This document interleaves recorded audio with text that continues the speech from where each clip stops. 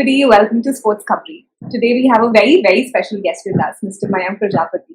He is India's Street Fighter 5 professional esports athlete who has represented India in various tournaments within India and abroad, of course, and has brought a lot of glory to our country. He will also be representing India in the upcoming Asian Games. Yes, this time we also have esports in the Asian Games, which is sort of surprising for a lot of people my age at least, and people, of course, who are older than me. Welcome to Sports Khabri, ma'am. Thank you, and thank you for the wonderful intro. So it's really good to hear the athlete title along with my name, and this is the change that I've wanted. That many people don't recognize us as athletes, but right now the time has changed and the things are changing. So it's good to hear that I can be an athlete too. So thank you so much. Thank you, ma'am. We also have Mr. Aditya Chaudhary with us. Aditya is our in-house esports content creator. So whatever content you guys read on Sports Khabri's esports category is all managed, created, everything done by Aditya Chaudhary. Welcome, Aditya. Thank you. Really looking forward to having a session with Max. So, Mayank, the first question that we have for you here is why Street Fighter 5? How did you choose the game, or how did the game choose you? And I mean, since the sport is very new, there are certain technical terms that people like me who are not that aware, we tend to, not use the right term. So, if we make any mistakes on the way, please, you can feel free to correct us. That's totally fine because I don't expect you guys to know everything about the game, and there are certainly a lot of things that normal casual gamers don't know. But the thing is that I honestly didn't choose Street Fighter.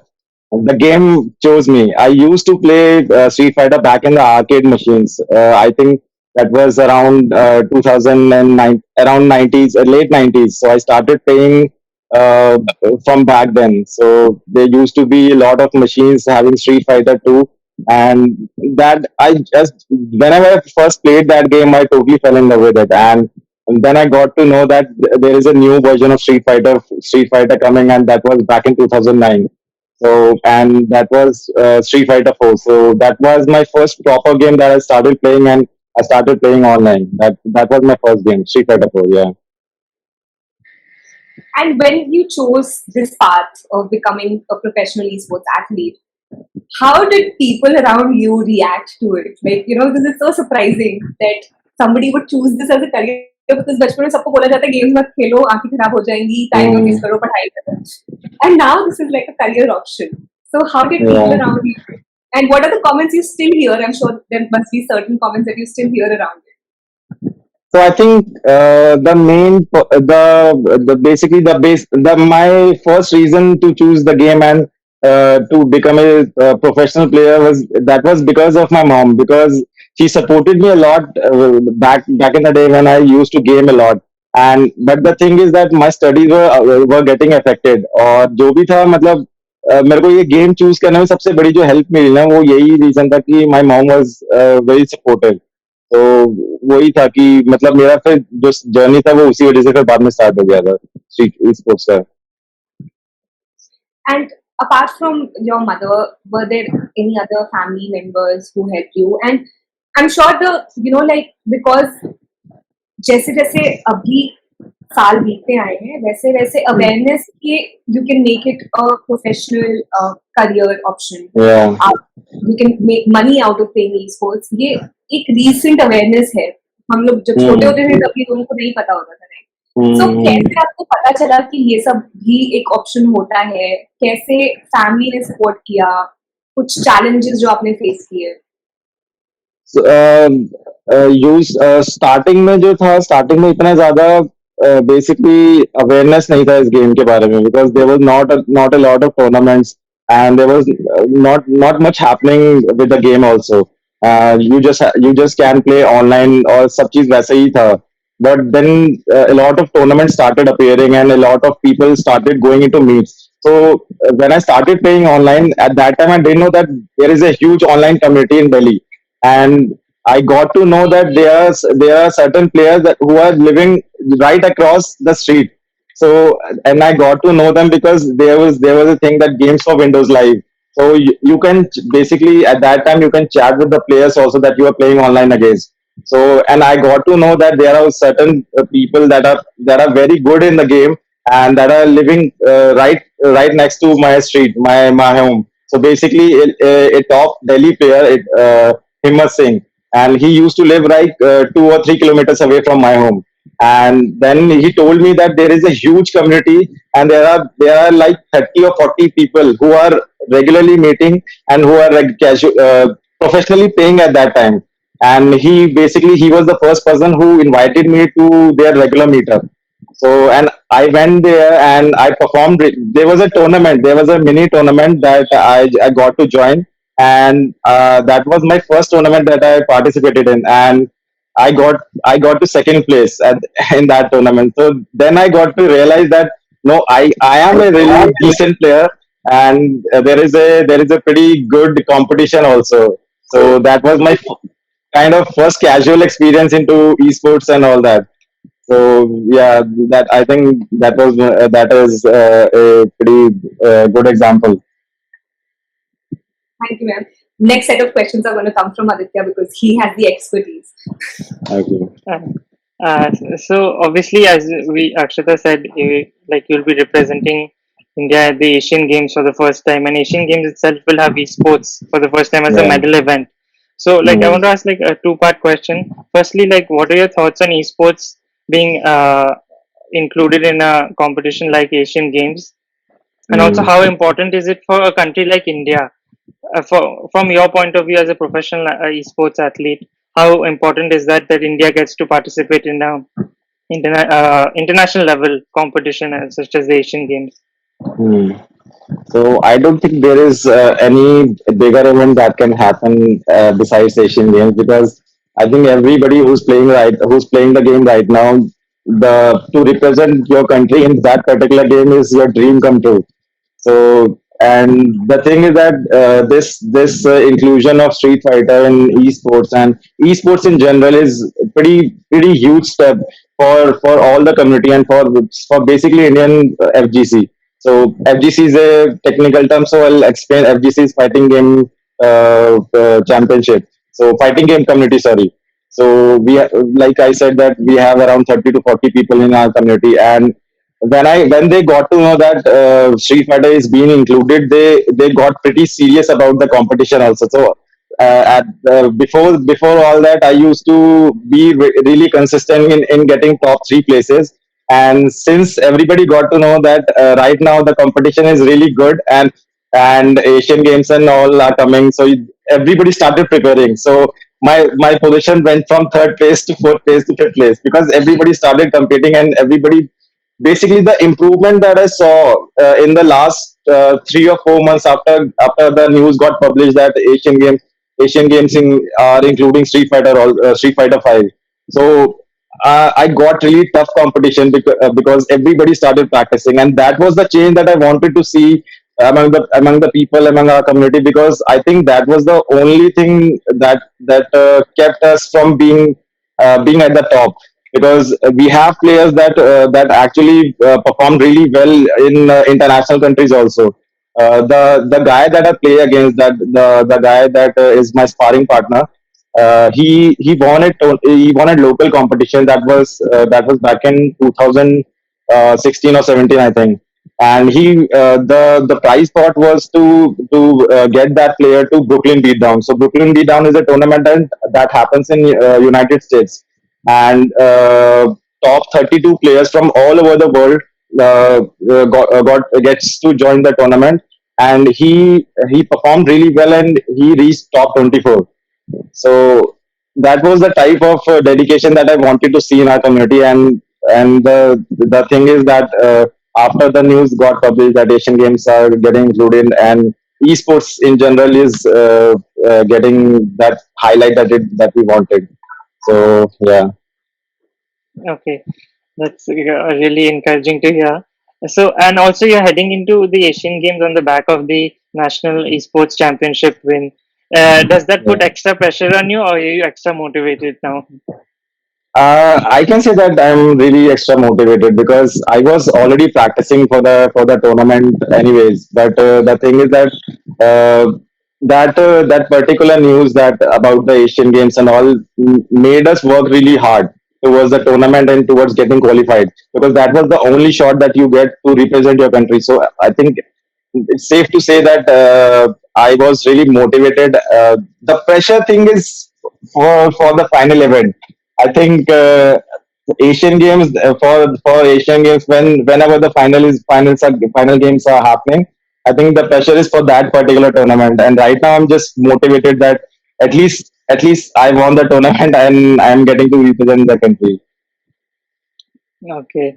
And obviously, Asian Games has been a bit delayed. So has this delay Yeah. actually been like a blessing in disguise, more time for preparation? Okay. Uh, yeah, so getting extra time is always really helpful for more practice sessions and to devise more strategies. The thing is that with this game, at least I know that you have to practice a lot, and you have to get in a lot of hours to become at least decent in that game. And if you want to compete with the top players, you have to basically stay on top of everything and stay on top of the game. So getting extra time definitely helps a lot, but I don't think the time should be that much. But still, it's good to at least get extra time. Okay. And like just for our general audience, especially the Indian community who still like in esports is growing in India. So as a professional esports athlete, what is their practice routine like? What is your practice routine like? So right now I'm kind of juggling a lot of things, and I'm not getting that much practice time because I have a 1 year old baby, and I have a lot of things to take care of, and I have my main job also. But when I'm basically in my tournament mode, I try to practice for around 5 to 6 hours daily. So my usual schedules is like my practice starts at around 6 p.m. You can say, and it goes around 11 to 12. So I basically get around 5 to 6 hours daily, and I think you need more practice than that. But this is the most amount I can dedicate right now. Dedicate right now for my practice. Mayank, do you also do some sort of maybe meditation practices or something to just, I mean, Not meditation, but I definitely try to walk off all the tension and everything. So I go on long walks, and that's basically my fitness routine. And you can say just small jogs and walks around the park. That's it. Okay. And you mentioned about your family, like you have a young family. How is that like Yeah. balancing career and the family and you have a job? It's really difficult because having a 1 year old baby means you have to get in a lot of attention, and you have to put in a lot of time for your baby also, and alongside with your practice hours, it actually is really tiring and really difficult. But I try to manage because right now my priorities have slightly changed towards my baby, and I think that's understandable at any given point.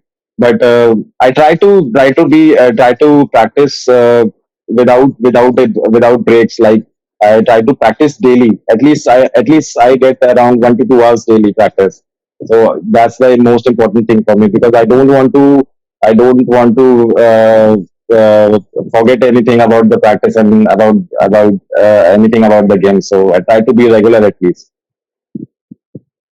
Okay. And also like let's talk about like esports in general in India. It has been growing for a couple of years now.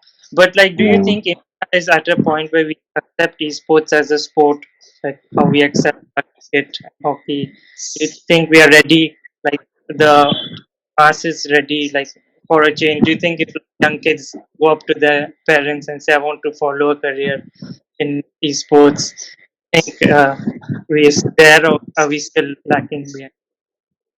I don't think we are lacking in skills. That's for sure, because I know a lot of people who are dedicatedly practicing a lot and who are really good and who can definitely compete in international tournaments and with any player in the world. But the thing is, right now, still it's kind of difficult to basically tell your parents that you want to game and that's the career that you want to choose, because studies are still important, and you have to basically get till 12th, and after that you can do whatever you want. But still it's hard to convince your parents, But the thing is that I've seen a lot of growth in this sector, at least from when I started playing. Because my first tournament that I told you about, the winning prize pot was around 5,000.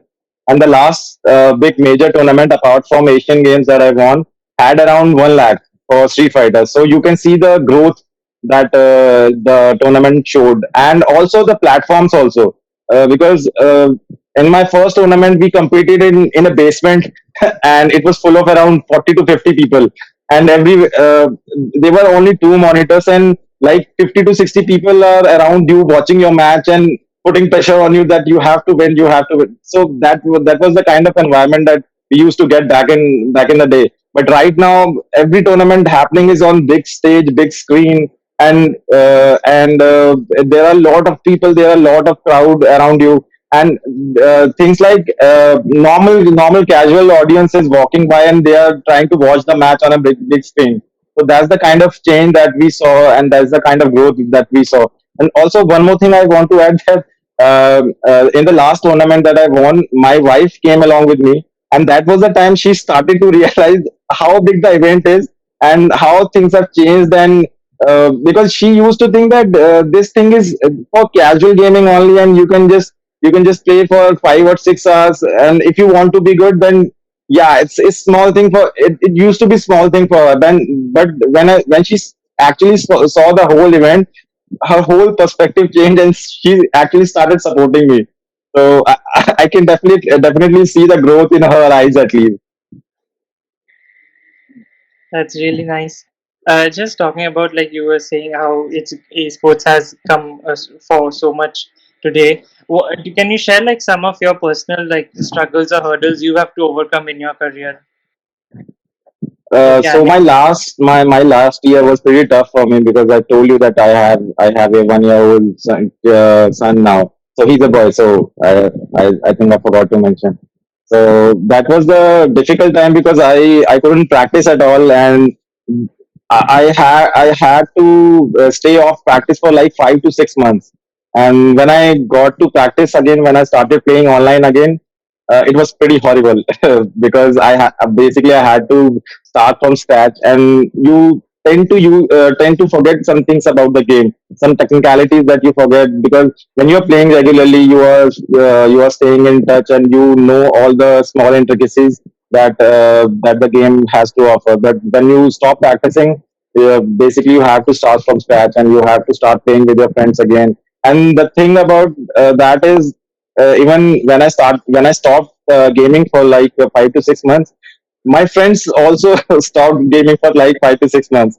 And because you need to have a lot of practice partners, and you need to have a lot of friends to help you improve the game, and when they are not improving, you are not improving, so you are as good as your community. So that's the whole gist of it.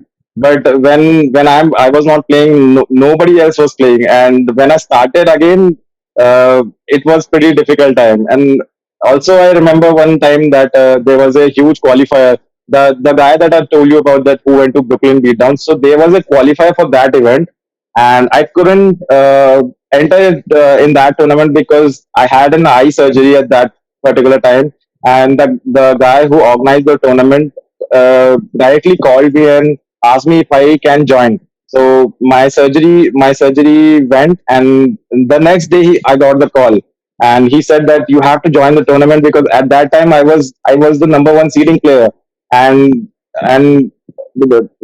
I had to be present in that tournament to basically represent the best of our community. But I couldn't join that tournament, and I think that was the biggest low point in my gaming career, because I knew that if I joined that particular tournament, I could have gone to Brooklyn Beatdown. But since that it didn't happen, so that was a pretty low point in my life, in my gaming career at least. thank you for sharing. You said something very important. I think you are as good as your community, and the Indian Yeah. community, for it to be able to compete with the world standards. What professional athlete who has the you have the view from the other side. We are the viewers. You have the professional view from the other side. What are some things you think we should change? The esport industry can adapt so that our esports community as a whole can become better and like slowly we can be able to compete with the international teams. So I think one of the most important things that we can do to improve the esports scene is definitely give some exposure and to basically bring the news out about more about the esports things. And we need a lot of tournaments. We need a lot of tournaments happening in each city so that we could get a lot more talent to the stage. Because right now, like the game I chose, it depends on the game you choose also. The game I chose, Street Fighter, needs a lot of learning, and it has a really steep curve to learn the game. For games, I cannot comment about other games because I don't play professionally those games. But still, the learning curve in these games are pretty much high compared to any other game. And for that, you need a lot of dedication. And basically, more tournaments means a lot more people can be motivated to play the game and to become good. Because earlier it used to be like, यार यही बंदा जीतेगा, मुझे हमें पता है कि यही बंदा को जीतना है, तो हम लोग टूर्नामेंट में पार्टिसिपेट करके क्या करेंगे. So this used to be the thinking. But since a lot more tournaments started happening, and we get to see a lot newcomers get to top results like top 3, top 4. And I know a new player that won the tournament, I think back in 2018.